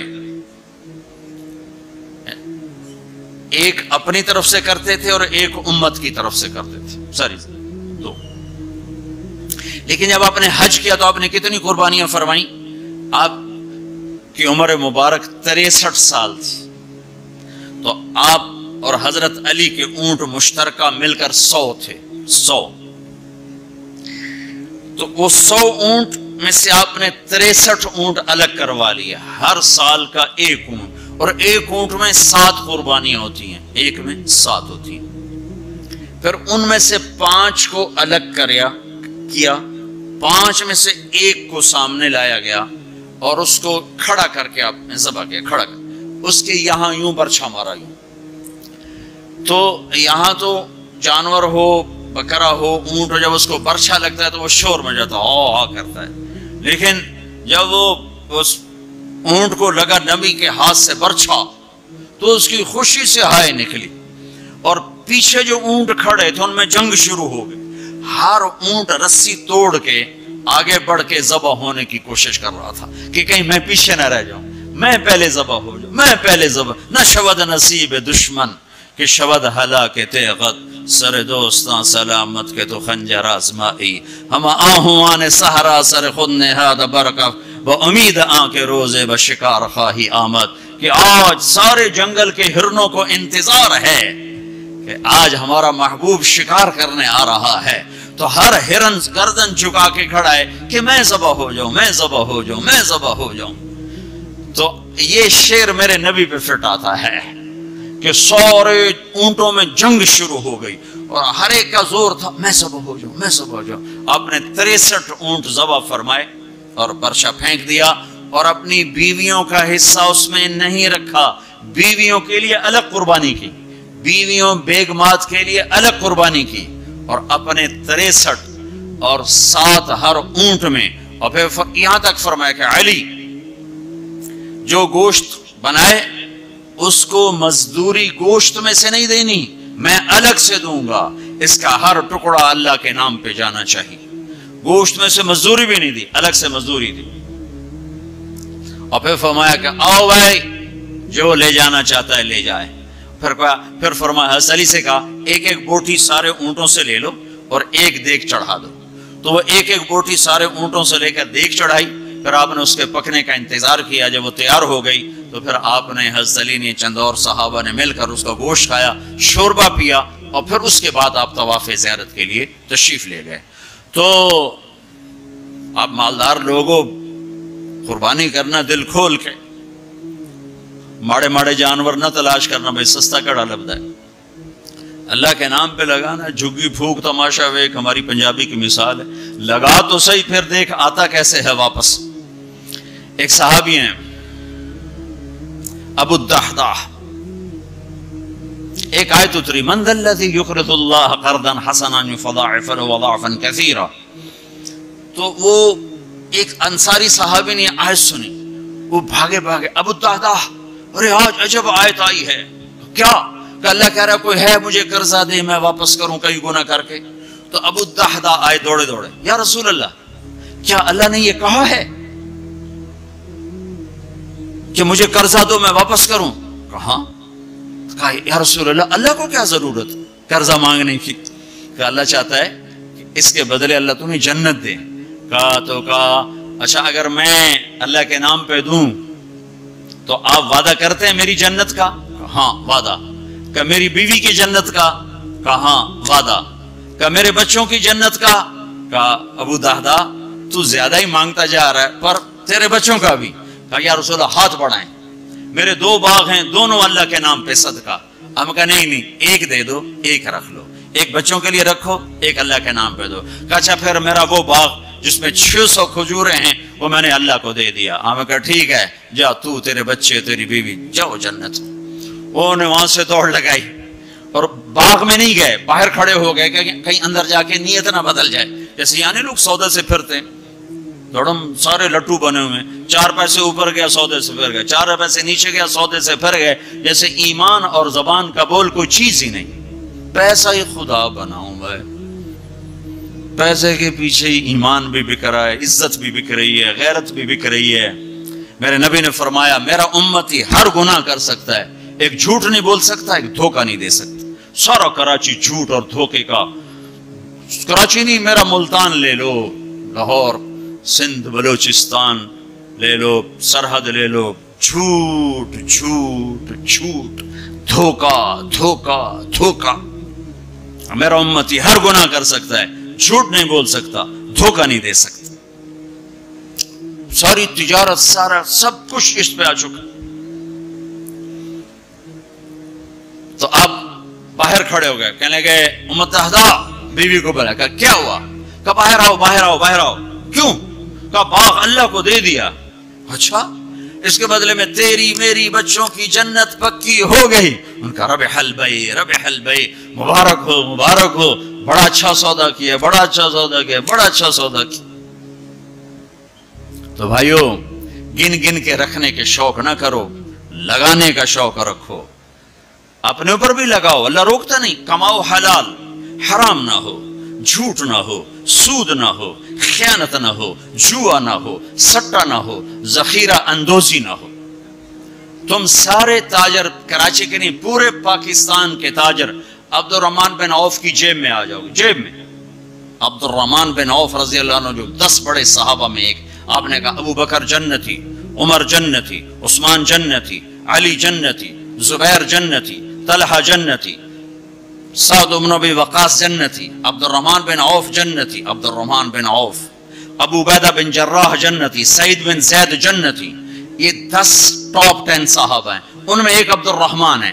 जब इनका इंतकाल हुआ तो 3 अरब 10 करोड़ 20 लाख दीनार, कागज दे नोट नहीं, तो किमें बेवकूफ बना छड़ा सारे ने। कागज चाह टोरे वदन, कोई सेठ साहब, कोई मियाँ साहब, कोई शेख साहब, वो निरा कागज ही कागज। और कागज भी वापस लेके प्लास्टिक दे छड़े है। कार्ड है जी, कार्ड। मतलब हम कैसे बुद्धू बने, कैसे बुद्धू बने? अरे दौलत सोने और चांदी का नाम है। ये कागज पे डॉलर बाड़े चले जाओ, डॉलर भी ले लो, पाउंड भी ले लो, जो जितने मर्जी बाड़े चले लो। तुम्हें बेवकूफ बनाया है दुनिया के बनियों ने। तुम्हें कागज पकड़ा दिए, तुमसे जायदादें ले ली, और फिर कागज भी वापस लेकर तुम्हें कार्ड पकड़ा दिए। वो हम फिनलैंड से वापसी हो रही थी, तो हमें बड़ा कमरा चाहिए था। वो कमरा छोटा था, वो क्रूज था, ये जो बड़े बड़े बहरी जहाज चलते, तो हमें कमरा छोटा मिला। तो मैंने कहा यार कोई बड़ा कमरा दो, हमारी जमात बड़ी है, تو کوئی بیٹھنے کی ہو کوئی سونے کی ہو, تو ہم وہاں گئے کاؤنٹر پر, تو اس نے کہا جی آپ 2500 کراؤن دے دیں تو ہم آپ کو کمرہ دے دیتے. ہم نے کہا لے لو. کہا نہیں ہم پیسے نہیں لیتے. کیا لیتے ہیں؟ کارڈ. وہ کہا بھائی پیسے تو زیادہ, ہم کہا نہیں کارڈ لیں گے. اب ہمارے تو پاس کارڈ نہیں تھے, تو سویڈن کے ایک ساتھی ہمارے ساتھ تھا, تو اس نے اپنا کارڈ دیا, تو انہوں نے وہ اس کو کراس کیا, تو اس کو انہوں نے ہمیں بڑا کمرہ دے دیا. تو تمہیں تو پاگل بنا گیا بنیا, دنیا کا سب سے بڑا بنیا, تمہیں کاغذ دے کے تمہیں سیٹ صاحب بنا دیا, شیخ صاحب بنا دیا, پتہ نہیں کیا کچھ بنا دی. اور عبد الرحمن جو چھوڑ کے مر رہے ہیں وہ کاغذ نہیں 3 ارب 10 کروڑ 20 لاکھ دینار. ایک دینار 4.5 ماشے کا ہوتا تھا, اور ایک ماشا میں نے سنار سے پوچھا کتنے کا ہوتا ہے, انہوں نے کہا 5000 روپے کا ماشا چل رہا ہے. اب اس کو تم ضرب تقسیم کر کے دیکھ لو کہ عبد الرحمن کتنا چھوڑ کے دنیا سے تشریف لے گئے تھے. ہم نے کہا عبد الرحمن تاجر الرحمن, عبد الرحمن یہ رحمان کا تاجر ہے, رحمان کا تاجر ہے. اتنی بڑی تجارت کی کہ میری تجارت کے 4 اصول تھے. آپ میں تاجر بھی ہوں گے بڑے بڑے, میری تجارت کے 4 اصول رہے. کبھی ادھار نہیں خریدا, نمبر 1. تمہاری ساری مارکیٹ نکل گئی, اس پہلی شرط ہی ساری مارکیٹ آؤٹ ہو گئی. کبھی ادھار نہیں بیچا, جڑے 2-4 رہ گئے وہ بھی بچوں نکل گئے. کبھی ادھار نہیں خریدا, کبھی ادھار نہیں بیچا. جس نے ادھار خریدا بھی ہو اور ادھار بیچا بھی ہو, ان کا دی رات نیند آ سکتی. لین والے سر تے چڑھے ہوں, دیون والے لکے ہوئے ہیں, کدے جاوے؟ نہ بیوی اچھی لگے نہ بچے اچھے لگے.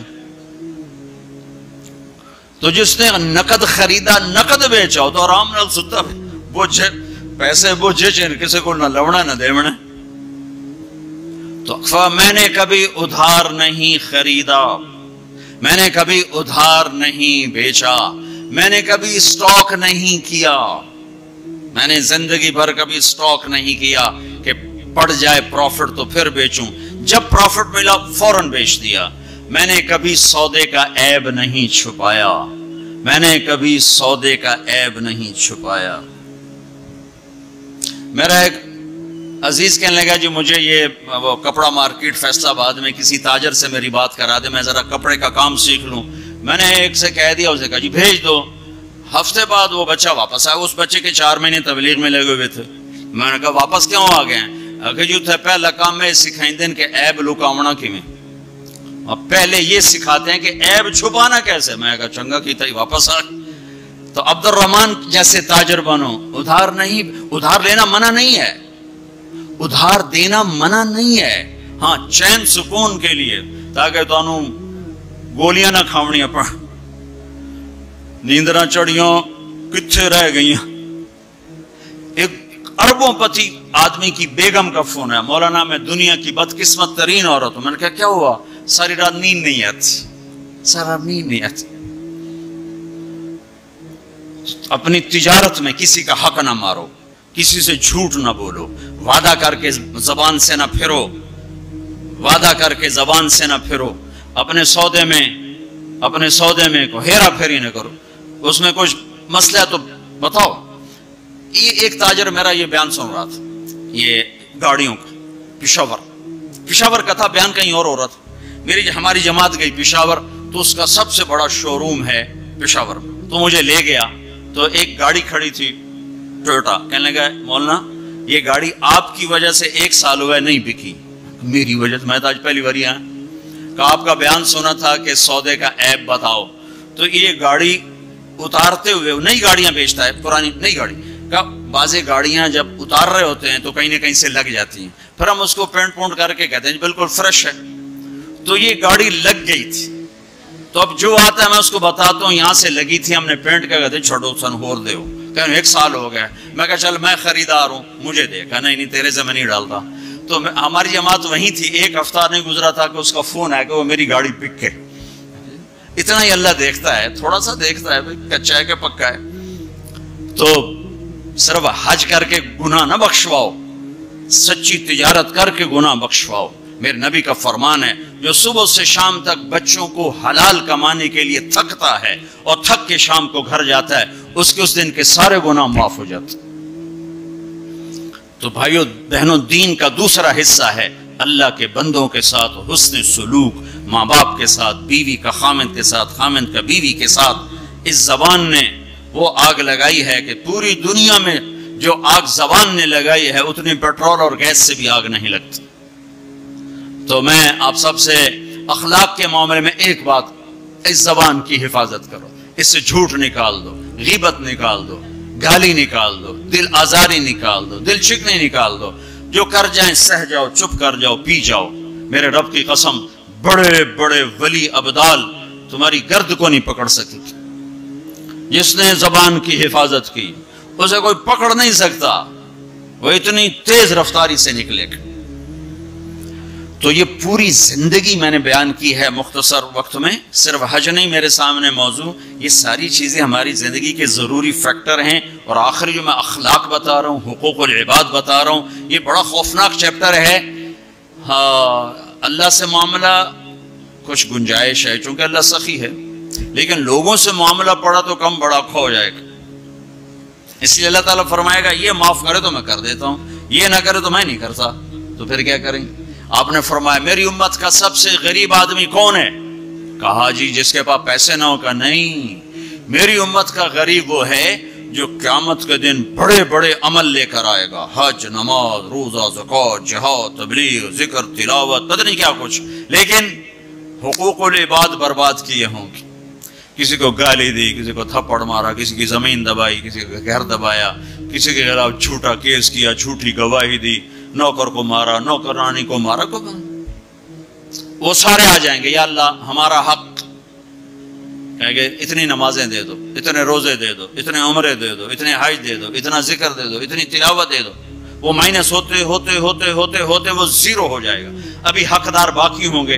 تو پھر اللہ تعالیٰ فرمائے گا ان کے گناہ اس کے سر پہ ڈالو. ساری زندگی زنا نہیں کیا اور لوگوں کے زنا سر پہ پڑ رہے, ساری زندگی شراب نہیں پی, لوگوں کی شراب سر پہ پڑ رہے, ساری زندگی جوا نہیں کھیلا, لوگوں کے جوئے سر پہ پڑ رہے. اور آپ نے فرمایا کہ ساری زندگی کی عبادتیں کھو کر اور لوگوں کے گناہ سر پہ لے کر یہ جہنم میں جا کے گرے گا. یہ میری امت کا غریب ہے.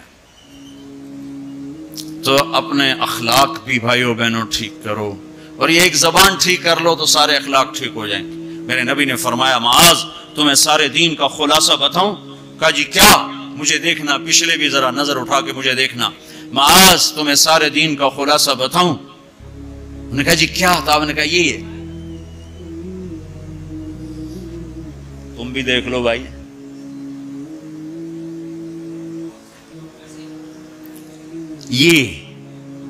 یہ قابو میں ہے, سارا دین میرے ہاتھ میں ہے. یہ قابو میں نہیں ہے تو ہر شے ہاتھ سے جا رہی ہے, جا رہی ہے, جا رہی ہے, جا رہی ہے. لہذا سہنا سیکھو, سہنا سیکھو. گھر ٹوٹ رہے ہیں, طلاقوں کی ریشو بڑھ رہی ہے کہ سہنا نہیں سکھایا ماں باپ نے. سہ جانا, ہیرا کوئلہ ہی تو ہوتا ہے, وہ ہیرا کیسے بن جاتا ہے؟ وہ سہتے سہتے سہتے سہتے جب حد کر دیتا ہے تو اللہ اسے ہیرا بنا کے ماتھے کا زیور بنا دیتا. تو سہنا سیکھو, برداشت کرنا سیکھو, اپنے بچوں کو سکھاؤ, خاص طور پر بیٹیوں کو سکھاؤ کہ ہمارا سسرال 100% ظالم معاشرہ ہے. میں بڑے درد سے یہ بات کہہ رہا ہوں کہ چاہے وہ دیندار لوگ ہیں چاہے دنیا دار لوگ ہیں, سسرال کا ظلم ایک عجب داستان. لوگ بطہ خوری کو, ہاں بطہ خوری ظلم ہے اور ڈاکہ ظلم ہے, قتل ظلم ہے, یہ جو ظاہری ظلم نظر آتے ہیں. ایک ظلم وہ ہے جو میں سنتا ہوں, جب کوئی آدمی دین میں شہرت کر لیتا تو پھر لوگوں اپنے مسائل, حضرت یہ ہو گیا کوئی بتا دیں, حضرت یہ ہو گیا کوئی بتا دیں. تو بچیوں کے آنسو اور ان کی ہچکیاں سن سن میرا تو کلیجہ ہی جل کے رہ گیا کہ جو سسرال میں ظلم ہو رہا ہے اسے کہاں سے تولوگے. ایک عورت جب ماں ہوتی ہے تو ایک سراپا رحمت ہوتی ہے, وہی عورت جب ساس بنتی ہے تو سر سے لے کر پاؤں تک وہ ایک آگ بن جاتی ہے, پتہ نہیں کیوں. تو اپنی بچیوں کو صبر سکھاؤ, یہ بھی سکھاؤ کہ بیٹی بس زبان بند رکھنا، سہ جانا، آہ نہ کر لبوں کو سی، عشق ہے دل لگی نہیں، سینے پہ تیر کھائے جا، آگے قدم بڑھائے جا۔ آگے بڑھنے کا راستہ ہے، زبان سیلو، لب سیلو، زبان تالو سے لگا لو اور لوگوں کے سہتے جاؤ، سہتے جاؤ۔ میرے رب کی عزت کی قسم، عزتیں تمہارے غلام بن کر آئیں گی، اللہ کی رضا کا تاج تمہارے سر پہ سجایا جائے گا، عزت کے سہرے اللہ کا نبی تمہارے گلے میں ڈالے، تمہارے ماتھے کو روشن کیا جائے گا۔ سہنا سیکھو، سہنا سیکھو۔ بھائی بھائی سے ٹوٹا، میاں بیوی میں لڑائی، خامند بیوی کی برداشت نہیں کرتا، بیوی خامند کی برداشت نہیں کرتا، ماں باپ اولاد کی نہیں برداشت کرتا، اولاد ماں باپ کی نہیں برداشت کرتا۔ سہنا سیکھو۔ ہمارا سارا معاشرہ اس ایک میرے نبی کی سنت پہ عمل کر لے، برداشت کر لے، تو زندگی خوشحال ہو جائے گی، روشن ہو جائے گی۔ تو اللہ تعالیٰ آپ کا حج کا سفر قبول فرمائے۔ میں نے جو کہنا تھا کہہ دیا، پھر وہاں کچھ باقی باتیں یاد آئیں تو وہاں کہہ دوں گا، اور جب آپ حج سے واپس آ جائیں کچھ وقت تبلیغ میں ضرور لگائیں کہ یہ ایمان کو سیکھنے کی فرقہ واریت سے پاک ایک محنت ہمیں اللہ نے دی ہے، اور صدیوں کے بعد ایسا کام ملا ہے کہ جس سے لوگوں کو دین مل رہا ہے۔ اسپین میں جہاں میرا بیان تھا وہ ایک ہال تھا بہت بڑا، جس میں سارے دنیا سے علماء آتے ہیں یا کوئی سیاسی لوگ آتے ہیں، تو وہاں ان کی تقریریں ہوتی، لہذا وہاں ایک سسٹم ہے کہ جو بھی اسپیکر بیان کرے گا آٹومیٹک اس کا بیان اسپینش میں ٹرانسلیٹ ہو کر پولیس کے پاس چلا جائے گا۔